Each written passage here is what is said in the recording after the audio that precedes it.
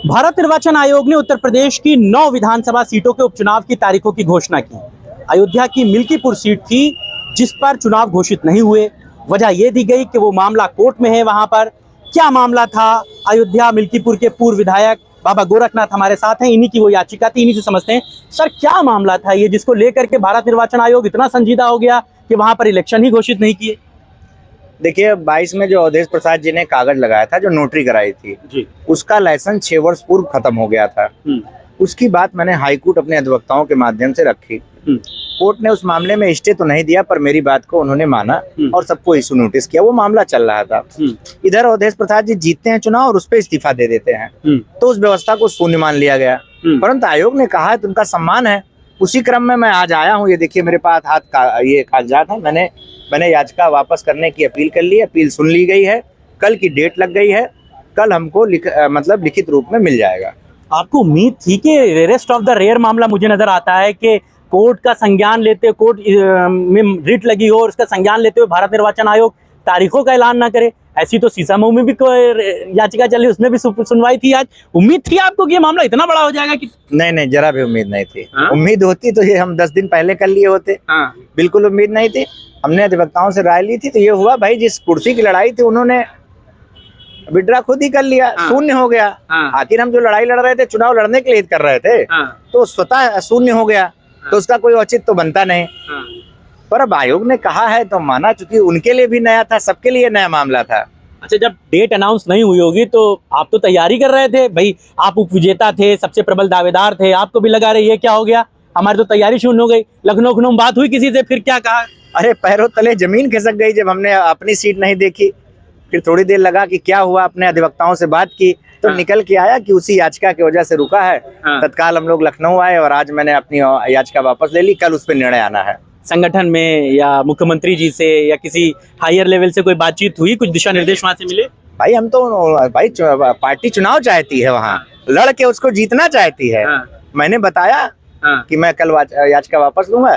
सबका दिशा निर्देश वहाँ बिल्कुल वापस लो, वहाँ चुनाव होगा, चुनाव लड़ा जाएगा। बाबा गोरखनाथ फिर से लड़ेंगे वहां से? अब देखिए, शीर्ष नेतृत्व का जो निर्णय होगा वो सराखों पे। अच्छा, कल की क्या उम्मीद है? अगर फैसला थोड़ा सा भी 19-20 होता है तो क्या गुंजाइश दिखती है आपको? नहीं, फैसला तो पक्ष में ही आएगा। जब मैं लड़ना नहीं चाहता हूँ तो कोर्ट काहे कहेगी भैया लड़ो। वो तो भाई मैंने लिखित रूप से दे दिया, विड्रा कर दो भाई, मैं याचिका वापस लेता हूँ।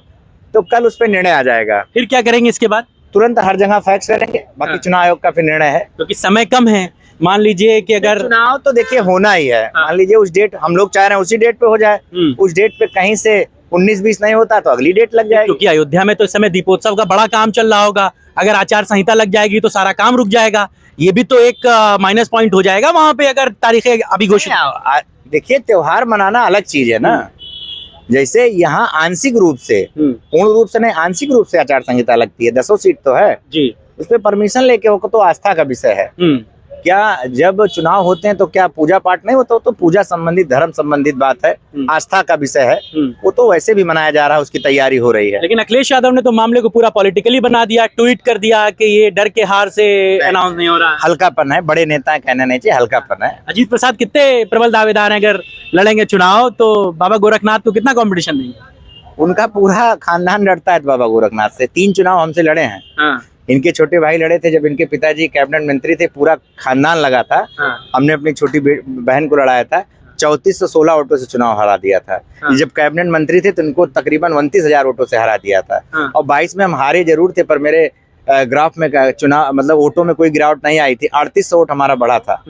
तो मजबूत दावेदार हैं और मजबूती से लड़ेंगे और बड़े वोटों से हराएंगे। 24 में ऐसा क्या हो गया फिर, जब बाबा गोरखनाथ की मजबूत वहां पे खूंटा गड़ा था? 22 में आप चुनाव हारे, 24 में पूरी वो लोकसभा सीट हार गए। आप देखिए ना, सबसे अच्छा रिजल्ट तो मिल्कीपुर है। वहीं से अवधेश प्रसाद मंत्री रहे, विधायक रहे। इसके बाद भी सबसे ज्यादा संघर्ष उनको, अगर 5 विधानसभा देखी जाए तो नंबर 1 पे तो मिल्कीपुर थी ना। हारे जरूर थे, मात्र 7700 वोटों से हारे थे। मिस्सेन बाबू का गढ़ कहा जाता है, यादवों का, मुस्लिमों का गढ़ कहा जाता है। इसके बाद भी हम 7700 वोटों से हारे थे। तो ये दिखाता है कहीं ना कहीं कि वहां पर भारतीय जनता मजबूत है। खटाखट और कितनी चीजें चल रही थी, इसके बाद भी वहां हम जम के चुनाव लड़े। लेकिन माननीय मुख्यमंत्री जी खुद जिम्मेदारी निभा रहे हैं वहां की। इस बार दोनों, आपकी सीट और कटेरी, इन दोनों का जिम्मा बाबा ने खुद लिया है। तो बाबा की मदद कर रहे हैं वहां पर। हाँ, निश्चित रूप से आशीर्वाद उनका है तैयारी है पूरी जी। अयोध्या की मिल्कीपुर सीट पर तारीखों का ऐलान नहीं किया गया। इसके पीछे वजह बताई गई कि एक याचिका कोर्ट में लगी है। क्या ये पूरा मामला है और किस तरीके से अब इस पर पूरी मामले की पेचीदगियां बढ़ी हैं? बातचीत करने के लिए हमारे साथ वकील साहब हैं। क्या पूरा मामला था, क्यों वहां पर चुनाव भारत निर्वाचन आयोग ने नहीं कराया? भारत निर्वाचन आयोग ने चुनाव इसलिए नहीं कराया था क्योंकि एक रिट पिटीशन यहाँ पे, इलेक्शन पिटीशन यहाँ पे पेंडिंग थी जी। उसका हवाला देते हुए सीईसी ने ये कहा था कि भाई वहाँ ऑलरेडी रिट पिटीशन पेंडिंग है चुनाव को लेके, इसलिए उन्होंने इसको जो है चुनाव को घोषित नहीं किया। क्या वो याचिका थी और कितने लंबे समय से ये याचिका वहां पर पड़ी हुई थी? क्या एग्जैक्टली उसमें था जिस पर भारत निर्वाचन आयोग ने इतनी गंभीरता, इतनी संजीदगी के साथ उसको लुकआउट किया? 2022 में ये याचिका फाइल की गई थी, ये कहते हुए कि जो अवधेश प्रसाद विधायक हैं उन्होंने जो हलफनामा लगाया था वहाँ पे, वो हलफनामा जिस नोटरी अफसर ने नोटराइज किया था उसका लाइसेंस की अवधि समाप्त हो चुकी थी। तो जिस लाइसेंस की अवधि समाप्त हो चुकी है वो आदमी नोटरी नहीं कर सकता है, ना ही उसने रिन्यूअल कराया था। तो इस चीज़ को हमने हाई कोर्ट में चैलेंज किया था कि जब इनका हलफनामा नोटरी ही जो है वैलिड नहीं है तो इनका नामांकन रद्द होना चाहिए, इनका नामांकन ही इनवैलिड होना चाहिए। तो उस चीज़ पे कोर्ट ने संज्ञान लेके कोर्ट ने इशू नोटिस किया था अवधेश प्रसाद को। अवधेश प्रसाद के वकील यहाँ पे अपना पक्ष रखा, उन्होंने ऑब्जेक्शन के लिए टाइम मांगा था।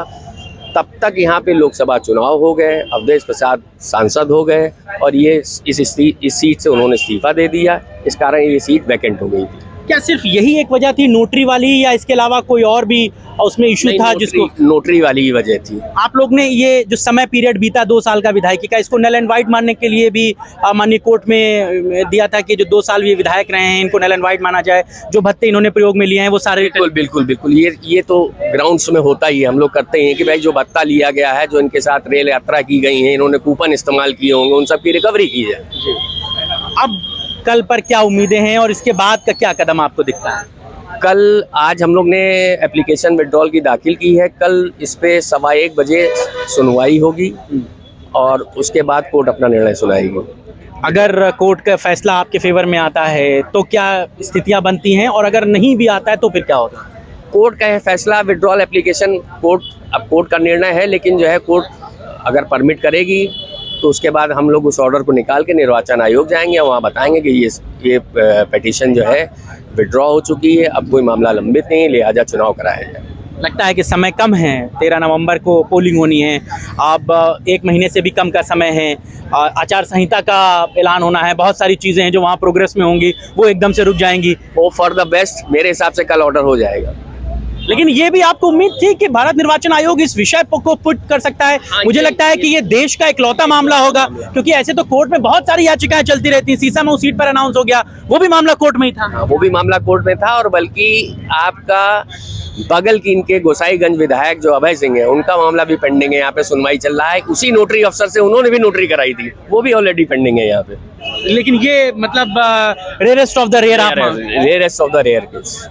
तो वकील साहब इस बात को कहते हैं कि कल उम्मीद है कि फेवर में फैसला आएगा, उसके बाद वो सारे कागज भारत निर्वाचन आयोग को भेजे जाएंगे और रिक्वेस्ट की जाएगी कि एज सून एज पॉसिबल इन्हीं चुनावों के साथ वहां पर भी बाईपोल करा दिए जाएं।